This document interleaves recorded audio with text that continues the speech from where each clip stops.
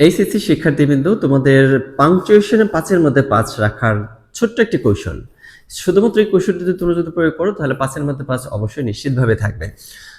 আমরা যদি টেকনিকটার কথা একটু বলি, যেমন ধরো এটি একটি প্রশ্ন, একটি বোর্ড কোশ্চেন। এই বোর্ড কোশ্চেনটা আমরা অ্যান্সার করি নর্মালি কিভাবে? জাস্ট এইখানে যে প্রবলেমগুলো রয়েছে, যে জায়গাগুলোতে পাংচুয়েশন করতে হবে, যে জায়গাগুলোর মধ্যে আমাদের চিহ্নগুলো বসাতে হবে, জাস্ট চিহ্নগুলো বসিয়ে দিই। কিন্তু এইটুকু যদি সামান্য একটু পরিবর্তন নিয়ে আসো, এটুকু দেখো এখানে কিন্তু এটা কারেক্টেড কপি। এই কারেক্টেড কপির মধ্যে একটা প্রবলেম আছে। আমরা যখন খাতা দেখি তখন কোন কোন জায়গায় কারেকশন তুমি করেছো সেটা কিন্তু আমাদের ধরতে একটু সমস্যা হয়।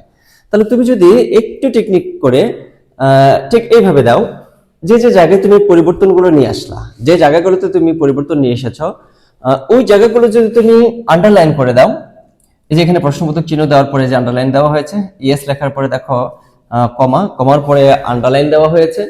তাহলে এইভাবে যদি তুমি আন্ডারলাইন দাও, দুইটা সুবিধা হবে। একটা সুবিধা হচ্ছে তুমি নিজে বুঝতে পারবে যে তোমার 10টা হইলো কিনা। 10টা জায়গায় আন্ডারলাইন করেছো মানে তোমার 5-এর মধ্যে 5 নিশ্চিত হয়ে গেছে।